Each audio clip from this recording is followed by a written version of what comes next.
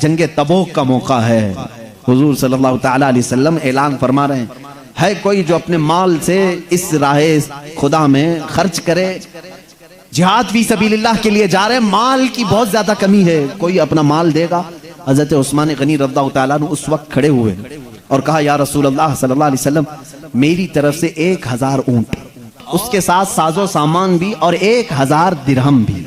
हुजूर अकरम सल्लल्लाहु ताला अलैहि वसल्लम ने इरशाद फरमाया, उस्मान पर जन्नत वाजिब हो गई। दोबारा खड़े हुए कहा, या रसूल अल्लाह सल्लल्लाहु अलैहि वसल्लम, मेरी तरफ से 1000 और।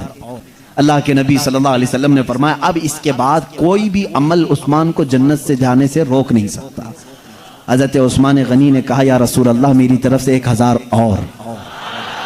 इस जमाने में अभी ऊंट की कीमत 1 लाख के ऊपर है, और उस वक्त हज़रत उस्मान गनी रज़ियल्लाहु ताला अन्हु जो ऊंट राहे खुदा में दिए थे वो अरब के सबसे कीमती ऊंट थे। उनकी कीमत अगर आज की कीमत के हिसाब से ही हम मान लें, 1 लाख का अगर एक ऊंट आता है तो 3000 ऊंटों की कीमत क्या बनती होगी। और इतना ही नहीं, 1000 दिरहम, उस जमाने में जो दिरहम होता था वो चांदी का सिक्का होता था। तो बाज लोगों ने उसका वजन देख करके इस जमाने की वैल्यू निकाली, 1000 दिरहम की कीमत कितनी होती होगी, वैल्यू कितनी होगी। तो लोगों ने कैलकुलेशन करके बताया, 1 अरब 16 करोड़। ऊंटों का हिसाब अभी नहीं हुआ है। 3000 ऊंट दिए, ये एक ही बार नहीं, जिंदगी में कई मर्तबा दे चुके, कई मर्तबा दे चुके। मदीने तैयबा जब तशरीफ लाए थे हुजूर सल्लल्लाहु अलैहि वसल्लम हिजरत फरमाकर, पानी का कोई कुआं मीठा लोगों को मयसर नहीं था। एक था, वो यहूदी के पास था, वो पानी बेचता था, पैसों से बेचता था, और उसके लिए सहाबा को दिक्कत होती थी। हुजूर ने ऐलान फरमाया, है कोई जो इस कुएं को खरीद कर अल्लाह की राह में वक्त करे। उस वक्त भी हजरत उस्मान गनी खड़े हुए। उस्मान इब्ने अफ़्फ़ान आए, उस यहूदी से डीलिंग की, बेचता है तो उसने कहा नहीं बेचूंगा। वो रोज के पैसे आ रहे थे, रोज के पैसे आ रहे थे।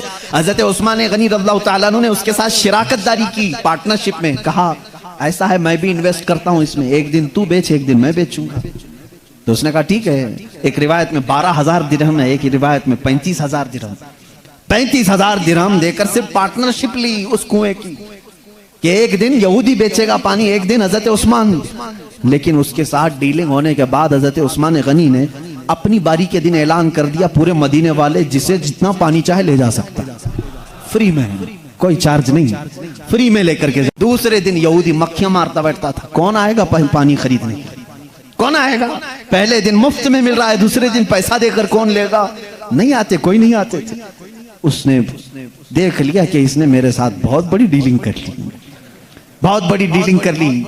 और उसके बाद आया हजरत उस्मान को, जाहिर सी बात है 12000 दिरहम में पार्टनरशिप किया था, तो ये लालच में आया, क्या उस्मान अब मैं बेच देता हूं, बाकी का कुआं भी तुम ही ले लो, जब तुमको बांटना ही है तो ले लो। हजरत उस्मान ने कहा नहीं, पार्टनरशिप ही अच्छी है, अब मुझे खरीदना नहीं है, एक दिन तू चला, एक दिन मैं चलाऊंगा।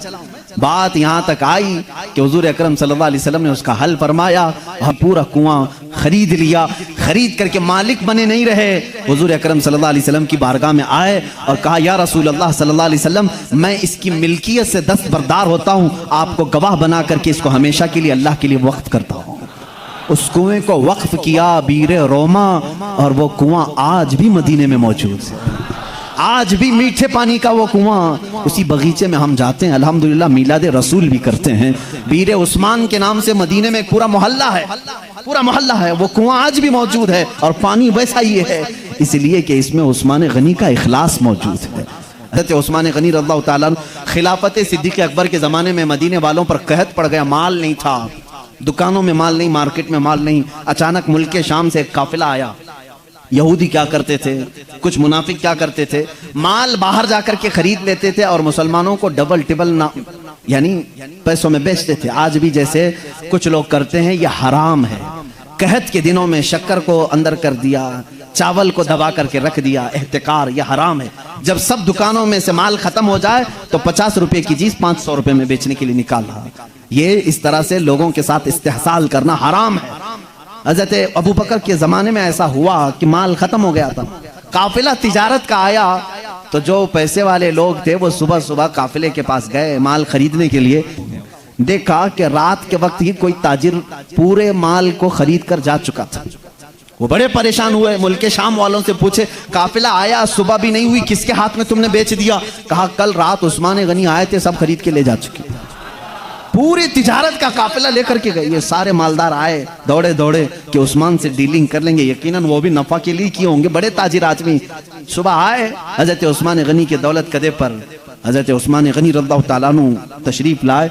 रिवायत में है सिर्फ चादर अपने जिस्म पर डाले हुए थे, एक तहबंद थी। पूछा क्यों आए? कहा सुना है माले तिजारत पूरा तुमने ले लिया है, एक काम करो हमारे हाथ में बेच दो, फायदा रख करके बेचो। आपने कहा कितना फायदा दोगे, कितना नफा दोगे? चलो बेचता हूं। उन लोगों ने कहा अगर तुमने 10 में लिया है तो हम 11 में ले लेंगे। कहा और बढ़ाओ। कहा नहीं 12 दे देंगे, 10 में अगर तुमने खरीदा है तो हम 12 दे देंगे। कहा और बढ़ाओ। उन्होंने कहा 13 ले लो। कहा नहीं और 14 ले लो। कहा और? कहा नहीं हम 15 दे देंगे, 10 में तुमने खरीदा है हम 15 में ले लेंगे। हजरत उस्मान ने कहा ना, इतना फायदे में मैं नहीं बेचूंगा, जाओ और सोचो। कहा पूरे मदीने में इतने बड़े फायदे पर कौन खरीदेगा?